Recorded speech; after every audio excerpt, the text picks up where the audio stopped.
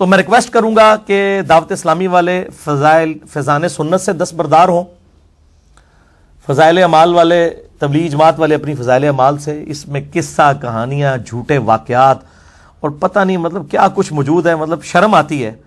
اور میں مطلب اکثر کہتا ہوں، وہ کہتے ہیں جی حدیث تو حدیث ہوتی ہے چاہے جعلی ہو یا اصلی، وہ ڈگری تو ڈگری ہوتی ہے چاہے اصلی ہو یا جعلی. یہ مطلب دین کا معاملہ ہے، اس طریقے سے نہیں ہوتا میرے بھائیوں. اور میں اگر خود سے کوئی فتویٰ لگاؤں گا تو پھر ان کو یعنی برا لگتا ہے. تو میں ان بزرگوں کا حوالہ دیتا ہوں جو ان کے بھی بزرگ ہیں اور میرے بھی بزرگ ہیں، جنہوں نے میں بھی بزرگ ماننا. انہوں کہتے ہیں کسی نے بزرگ نہیں ماننا، میں بھی ماننا بھائی کہ یہ لوگوں نے بزرگ. اہل سنت کے امام بخاری رحمہ اللہ کے شاگرد خاص، صحیح مسلم کے مؤلف سیدنا ابو الحسین مسلم بن حجاج القشیری المتوفى 261 ہجری، جنہوں نے صحیح مسلم شریف 7563 احادیث کا مجموعہ جمع فرمایا. انہوں نے مسلم شریف کا آغاز ہی مقدمے سے کیا ہے اور 92 روایات لے کے آئے ہیں، صرف یہ بات ثابت کرنے کے لیے کہ بھائی صرف صحیح حدیث ہی لی جائے گی، ضعیف الاسناد اور جھوٹی موضوع حدیثیں دین کے لیے نہیں لی جائیں گی. یہ میں بریلویوں کا ترجمہ ہی پڑھ کے سنانے لگوں گی. میں نے کتاب شبیر برادرز بریلویوں کا سب سے بڑا پاکستان میں ادارہ ہے. یہ ایچ ڈی کیمرے میں ذرا ان کو دکھائیں جی، یہ نہ ہو یہ کہ خود سے پڑھ رہا ہے. امام مسلم رحمہ اللہ کے کامنٹس، بریلوی مکتبہ فکر کے محمد محی الدین جہانگیر صاحب جنہوں نے پوری کتب ستہ کا ترجمہ کیا ہے، ان کا ترجمہ ورڈ بائی ورڈ امام مسلم کا مقدمہ جو صحیح مسلم کا حصہ ہے اس میں سے پڑھ کے سنا رہا ہوں. مسئلہ نمبر 36 میں نے یہ پورا مقدمہ جو ہے وہ پڑھایا ہے. اب آپ دیکھیں امام مسلم کیا کہتے ہیں. وہ کہتے ہیں دین میں احادیث کا معاملہ یہ بڑا کریٹیکل ہے. وہ کہتے ہیں کیونکہ یہ نہایت ہی اہم معاملہ ہے، کیونکہ دینی معاملات کے بارے میں احادیث کا تعلق 3 چیزوں سے ہوگا. نمبر 1، کسی چیز کو حلال قرار دینے یا حرام قرار دینے. نمبر 2، کسی امر یا نہی کے لیے یعنی نیکی کا حکم دینا اور برائی سے روکنا. اور نمبر 3، ترغیب یا ترہیب کے لیے یعنی کسی چیز کی فضیلت بیان کرنا اور کسی چیز کی وعید سنانا. ان 3 کیٹیگریز میں احادیث لی جاتی ہیں اور اس کے ساتھ یعنی تعلق ہوتا ہے اگر راوی سچا اور امانت کا معدن نہ ہوا اور پھر جو شخص اس کی خامیوں سے واقف ہونے کے باوجود اسے ان لوگوں کے سامنے بیان نہ کرے جو اس سے ناواقف ہیں، تو ایسا شخص عام مسلمانوں کو دھوکہ دینے کی وجہ سے اپنے اس عمل کے باعث گنہگار ہوگا جو ضعیف روایتیں بیان کر رہا ہے. جب تک یہ نہ بتا دے کہ روایت پائی جا لیجیے، اس پہ عمل نہیں کرنا. کیونکہ جو شخص ایسی روایات کو سنے گا وہ اس پہ عمل کرنا شروع کر دے گا یا اس کے بعض حصے پر عمل کرے گا، تو ایسا ہو سکتا ہے کہ ایسی کوئی روایت یا اس کا اکثر حصہ جھوٹ پر مشتمل ہو اور اس کی کوئی حقیقت ہی نہ ہو. باوجود یہ کہ مستند راویوں کے حوالے سے منقول صحیح احادیث موجود ہیں اور وہ اتنی تعداد میں موجود ہیں کہ کسی غیر مستند راوی کی روایت کی ضرورت ہی باقی نہیں. وہ کہتے ہیں کہ بھئی صحیح حدیثیں اتنی ہیں کہ آپ کو ضعیف حدیثوں کی ضرورت ہی نہیں ہے. یہ صحیح حدیثوں کی ضرورت اس لیے پڑتی ہے کہ لوگوں کو اس طرح کی جب جعلی باتیں سنائی جاتی ہیں تو لوگ ایپریشیٹ کرتے ہیں. قصے کہانیوں میں لوگ خوش رہتے ہیں. قرآن تو بڑی ڈاڑی کتاب ہے نا بھائی، یہ سن کے تو لوگ خوش نہیں ہوں گے، ان کے مجمع چھٹ جائیں گے اگر یہ لوگ یہ جھوٹی کہانیاں بیان کرنا چھوڑ دیں تو.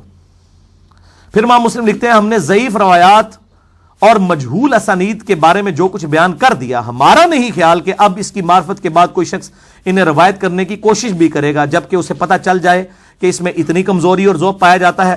صرف وہی شخص ایسا کرے گا جو عوام کے سامنے بکثرت روایات پیش کرنا چاہتا ہو تاکہ یہ کہا جائے کہ فلاں شخص نے کتنی روایات اکٹھی کی ہیں، اس نے کتنی تعداد میں احادیث جمع کر لی ہیں. اور جو شخص ایسا کرے گا اور اس راستے پر چلے گا اسے علم کے بارے میں کچھ بھی نصیب نہیں ہوگا. ایسے شخص کو عالم کہنے کی بجائے، علم کی طرف منسوب کرنے کی بجائے جاہل قرار دینا ہی مناسب ہے. آج کے اکثر واعظین جو بڑے بڑے علماء ہیں امام مسلم کے نزدیک جاہل ہیں، اور ان کے زمانے کے بھی ایسے علماء جن لوگوں نے جعلی روایتیں جمع کی اور ان کا حکم نہیں لگایا. اب یہ لادہ سے بحث ہے. اس زمانے میں اصل میں لوگ یہ سمجھتے تھے ہم سند لکھ کے بے فکر ہیں. اب وہ راویوں کی کتابوں میں چیک کر لیا جائے، جس طرح وہ لاگ کی بک لادہ سے ملتی ہے تو لاگریتھم آپ چیک کر لیتے ہیں. لیکن امام مسلم کو پتہ چل گیا کہ بعد میں مصیبت کھڑی ہو جائے گی، اس لیے انہوں نے اس کو کنڈیم بھی کیا. انہوں نے کہا پائی روایت لینی ہی نہیں، لکھنی ہی نہیں ہے. تو اس میں آخر میں ایک نمونے کے طور پہ آپ کو ایک روایت بتا دیتا ہوں کہ حدیث تو حدیث ہوتی ہے، چاہے اصلی ہو یا جعلی یا ضعیف ہو. یہ کہتے ہیں جی خیر حدیث تو ہے، حدیث کی کتابوں میں ہے.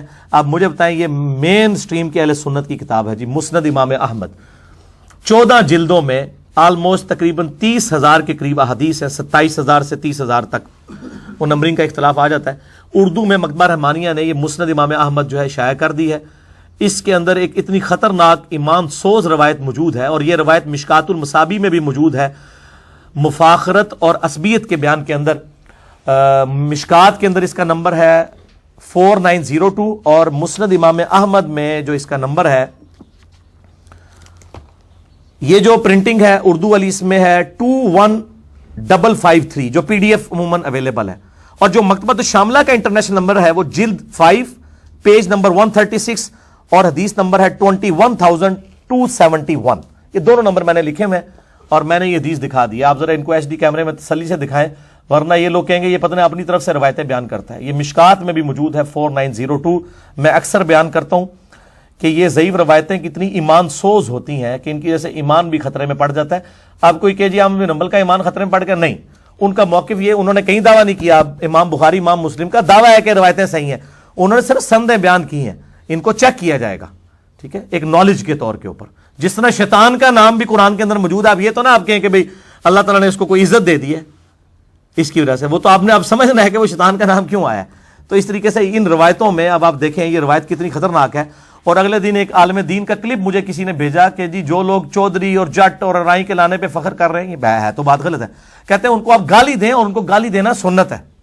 اور اس نے یہ روایت بیان کی، مجھے ایک بندے نے کہا کہ میں نے کہا یہ تو ہم کتنے عرصے سے پیٹ رہے ہیں، یہ روایت جعلی ہے۔ وہ کہتا ہے جی نبی علیہ السلام کی سنت ہے کہ جو اپنے خاندان پہ فخر کرے اس کو گالی دو، اور ان الفاظ کے ساتھ۔ یہ الفاظ استغفر اللہ توب الیہ، یہ الفاظ یہ ابی ابن کعب کہتے ہیں، چونکہ یہ روایت تو کمزور ہے، نبی علیہ السلام کی طرف منسوب ہے، کہ نبی صلی اللہ علیہ وآلہ وسلم نے فرمایا جو شخص اپنے جاہلی نسب پر فخر کرے اس کو کہو کہ اپنے باپ کا عضو تناسل کاٹ کے، اس کی شرمگاہ کاٹ کے اپنے منہ میں رکھ لے۔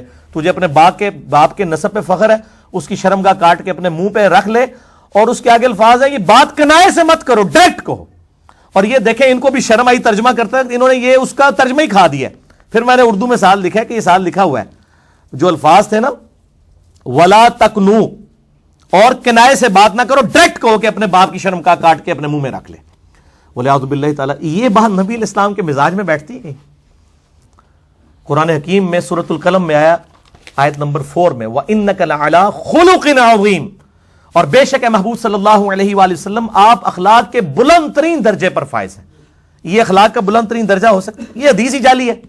حسن بصری مدلس ہیں، اس میں ان سے روایت کر رہے ہیں، سما کی تصریح نہیں ہے، اور صحیح مسلم کے مقدمے میں موجود ہے کہ معن والی جو روایت ہے، ان کی روایت مدلس کی سما کی تصریح کے بغیر قابل قبول نہیں۔ مسئلہ نمبر 36 دیکھ لیں، اس میں نے یہ ساری ٹیکنیکل بحثیں سمجھائی ہیں۔